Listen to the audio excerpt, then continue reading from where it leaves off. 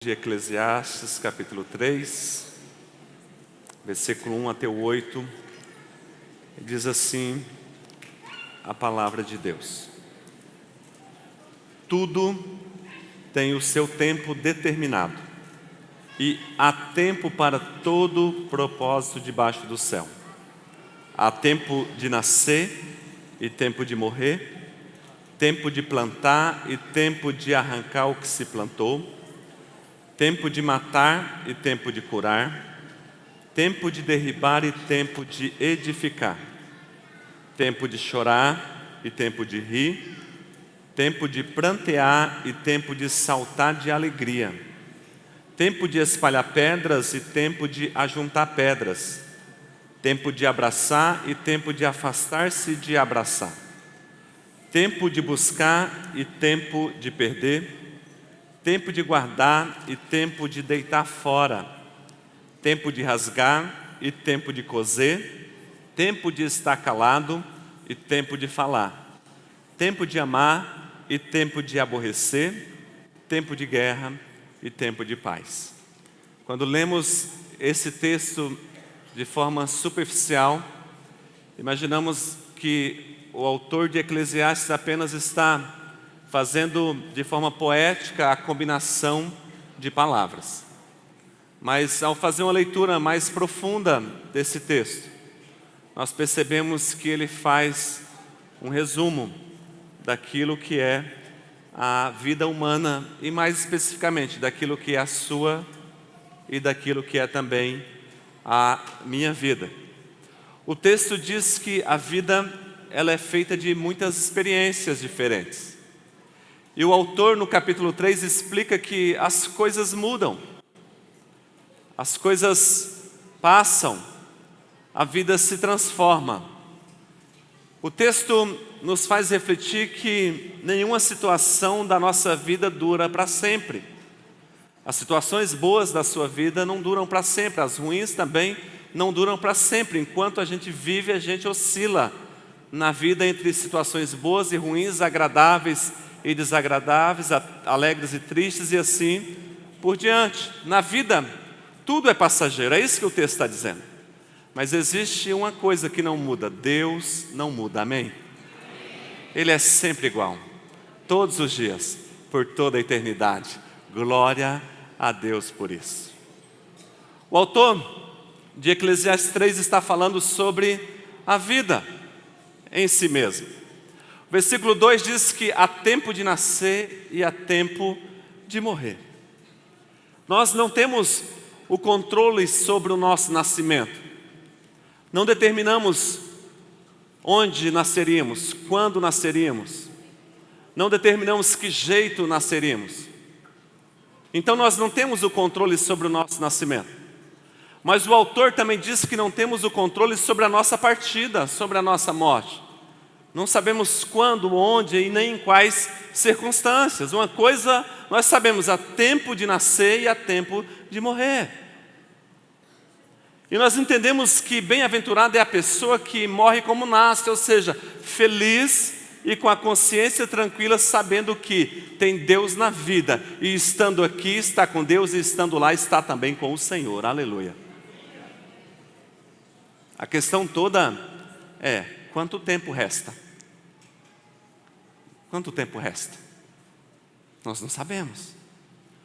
O autor não fala somente sobre a morte e a vida em si.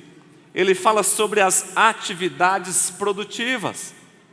O versículo 3 diz: há um tempo para plantar e há um tempo para colher. Há um tempo para destruir e um tempo para construir.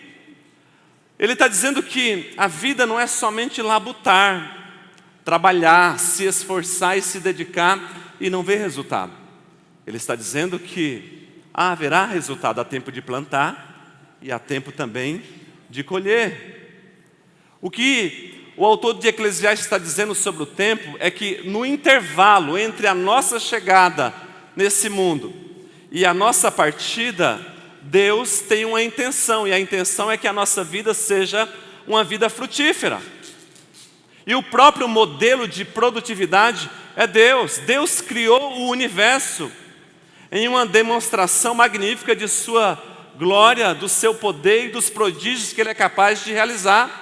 Depois Deus volta-se para as suas criaturas e diz: sede fecundos e multiplicai. Gênesis capítulo 1, versículo 28.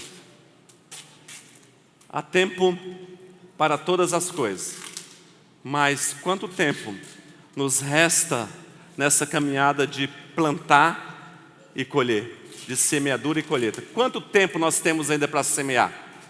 E quanto tempo nós temos ainda para colher? Algumas pessoas aqui nessa noite estão no processo de semeadura ainda. Outras pessoas já estão no processo de germinação. Alguns estão passando por um processo de floreamento. Alguns já estão vivendo o processo de fruto. Outros já estão vivendo um processo de colheita. Eu não sei em qual processo você tem, mas eu sei que Deus tem um tempo determinado para a tua vida. Aleluia. Para que essas coisas estejam acontecendo. O autor, ele fala a respeito das nossas emoções. Versículo 4 diz: há um tempo para chorar e há um tempo para rir.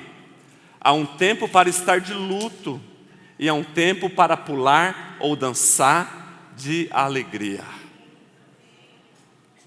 Um dos maiores males da nossa sociedade é a tristeza. E ela tem habitado muitos corações.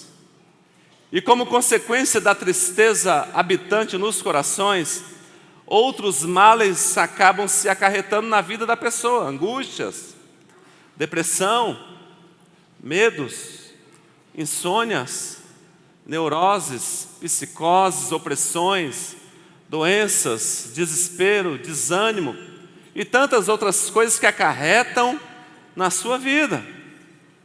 Na verdade, nós percebemos que na vida humana a causa da tristeza pode ser a mais variada. Tem gente que fica triste por causa da inveja, outros por sofrer perdas, alguns por se sentirem rejeitados, outros por já sofrerem frustrações, alguns por causa do mundo competitivo que a gente vive, outros por causa do sentimento de inferioridade, alguns por causa do amor que não é correspondido, e tantas outras coisas e motivos que vêm contra a nossa vida que causam tristeza. Alguns sentem tristeza e a gente pergunta: por que você está triste? Não sei. Aquela tristeza que vem do nada. Mas o texto diz: há um tempo para chorar. Mas o texto não para aí. E o texto não diz: todo o tempo é para chorar. Há um tempo para chorar, mas há um tempo para sorrir. E a causa da alegria plena é Deus. Um cristão ungido com o óleo de alegria é um cristão feliz. Que Deus te unja nessa noite com o óleo da alegria. Um cristão ungido pelo Espírito Santo é um cristão cheio de paz. Ele é abençoado e a sua família também, toda a casa é abençoada. Um cristão ungido pelo Espírito Santo é um cristão frutífero. É alguém que marca a sua história. É alguém que vai chegar um dia, sem dúvida alguma, no céu. Se você tem o Espírito Santo de Deus na tua vida, um dia você vai morar no céu. E aí no céu, a alegria, ela é em todo o tempo. Aleluia. E a tristeza não terá vez. Mas enquanto estamos nesse mundo, há um tempo de tristeza e um tempo de alegria. Mas o autor, ele fala também sobre as relações. O versículo 5 diz: há um tempo para espalhar pedras e um tempo para recolhê-las. Há um tempo para abraçar e há um tempo para despedir-se. Na Bíblia Sagrada nós temos a história do filho pródigo. E ali temos uma lição importante. Um pai que deixa o filho ir. E a gente sabe que todo pai e toda mãe luta com isso. Mas chegará um dia em que os nossos filhos, eles farão decisões e farão escolhas por eles mesmos. E algumas delas as quais a gente não estará de acordo. Outras pessoas de nosso relacionamento um dia irá partir. Deixar ir não significa parar de se preocupar. Significa que não posso fazer pela outra pessoa. Deixar ir não significa me isolar da pessoa, mas reconhecer que eu não posso ter o controle sobre a vida dela. Deixar ir não é capacitar, mas é permitir que as pessoas aprendam com as consequências e outras lições importantes que a gente vê. Mas o texto está dizendo é o seguinte: um dia todos nós iremos para algum lugar distante. E aí a gente precisa entender que tem tempo que é gostoso estar abraçado, mas tem tempo que vai ter que deixar de se abraçar. E a questão toda é, quanto tempo resta? Quanto tempo resta? O texto fala sobre as nossas possessões. Versículo 6, há um tempo para tentar e um tempo para desistir, porque abrir mão às vezes também é sinal de sabedoria e de vontade, de cumprimento da vontade de Deus na vida. Há um tempo para guardar e há um tempo para descartar. Há um tempo para juntar coisas, mas há um tempo para abrir mão de coisas. Há um tempo de lutar por coisas que a gente quer conquistar, mas há um tempo que a gente tem que deixar coisas que a gente queria tanto um dia partir. Sobre as possessões da nossa vida, ou seja, aquilo que a gente realmente dá valor. Mas o texto também fala sobre a nossa vida espiritual. O versículo 7 e 8 diz: há um tempo para rasgar e um tempo para costurar, um tempo para calar e um tempo para falar com Deus, um tempo para amar e um tempo para odiar o ruim, um tempo para a guerra e um tempo para a paz. Está falando da nossa vida espiritual. Há um tempo onde na minha vida eu não quero saber de Deus. Deus está aparentemente distante, mas há um tempo que eu tenho que me aproximar e estar do ladinho do Senhor. O autor está dizendo o seguinte: há um tempo que a vida precisa ser consagrada. Sabe aquela ideia de que um dia a ficha tem que cair? A gente tem que receber um choque de realidade e olhar para onde a gente está conduzindo a nossa vida, quais passos estamos dando e onde a gente vai chegar. Aí o autor está dizendo o seguinte: tem momento que você não pode mais levar a sua vida do jeito que você está levando. Precisa se conscientizar de que Deus é real, a palavra de Deus é verdadeira, que o Espírito Santo quer morar em você, e você precisa fazer uma oração e dizer: Deus, vem para a minha vida, eu quero ter um relacionamento de espiritualidade contigo, aleluia. E quem sabe é o seu momento nessa noite de consagrar a vida e ser separado pelo Senhor para uma função específica, ser alguém diferente do que você tem sido.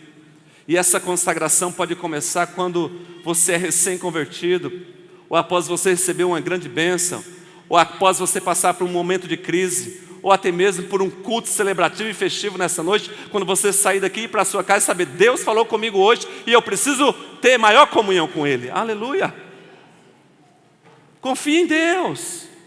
Provérbios 3:5 diz: confia no Senhor de todo o teu coração e não te estribes no teu próprio entendimento.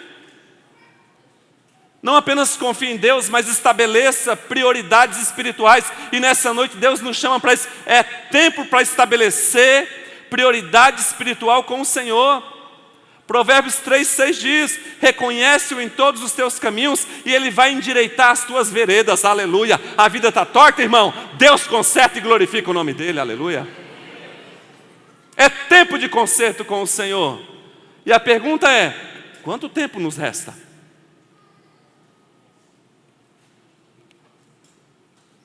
Para desenvolver a nossa espiritualidade com Deus?